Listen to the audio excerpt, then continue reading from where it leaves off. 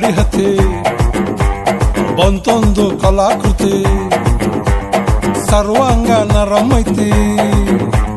ಸೌಂದರ್ಯ ಗರಂ ಐತಿ high class ಹಂಸ ನಡಿಗೆ ಹಲ್ಲಂಡೆ ವಂಶ ಬೆಡಗಿ ಸುತ್ತಳತಿ ಮೊಸರು ಗಡಿಗೆ ಸವಿನಂತಿ ಕೇಳ ಹುಡುಗಿ ಸೊಂಟ ಸುಮುಖ ಯಾಕ ಬಿಡುತ್ತಿ